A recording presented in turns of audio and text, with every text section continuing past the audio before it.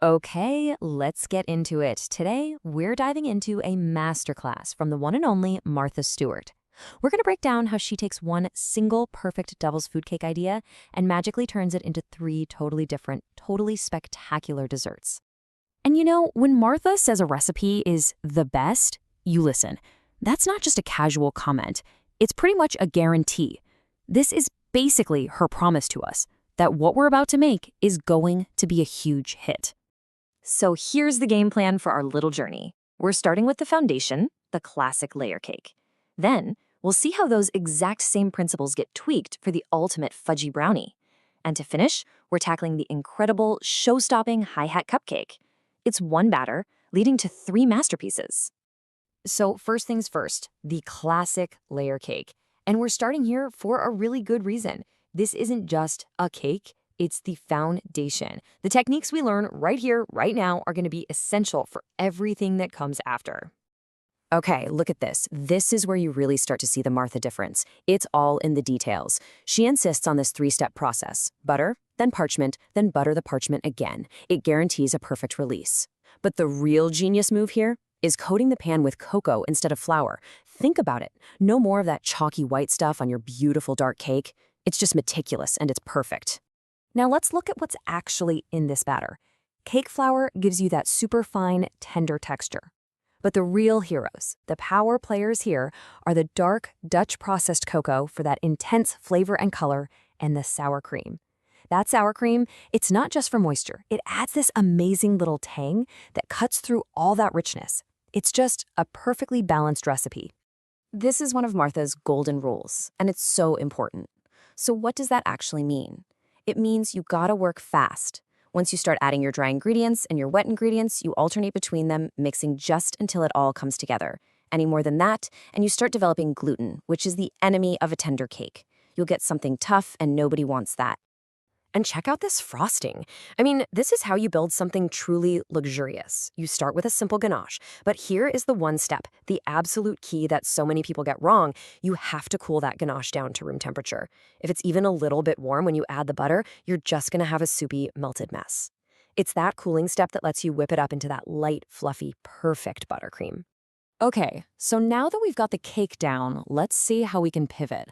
We're taking that same deep, rich chocolate philosophy and applying it to a totally different texture, the ultimate fudgy brownie. Just look at this setup. It's pure Martha genius. It's so clever. You make a parchment sling so you can just lift the whole thing right out of the pan. No more digging out that first brownie and messing up the rest. And the bulldog clips? That's just a brilliant little hack from the office supply store to keep everything in place. And yep, she's flouring with cocoa again. So you get perfect chocolatey edges every single time. If you have ever wondered how bakeries get that perfect crackly, paper-thin, shiny top on their brownies, this is it. This is the secret. It all comes down to how you handle the sugar and eggs. You beat them together first until they're nice and fluffy before you add anything else. That's what creates the structure for that perfect crust. And here's the science behind it. And it's gonna sound familiar. Just like with that buttercream, temperature's everything. That melted chocolate and butter mixture has to cool down. Why? Because if you pour hot chocolate into those fluffy eggs, you're going to end up with, well, sweet scrambled eggs. And that is not what we're going for. This step is totally non-negotiable if you want a perfect fudgy brownie. All right, time for the grand finale, the showstopper. We are talking about the hi-hat cupcake. And this one is all about the drama, the technique, the presentation. It is absolutely stunning.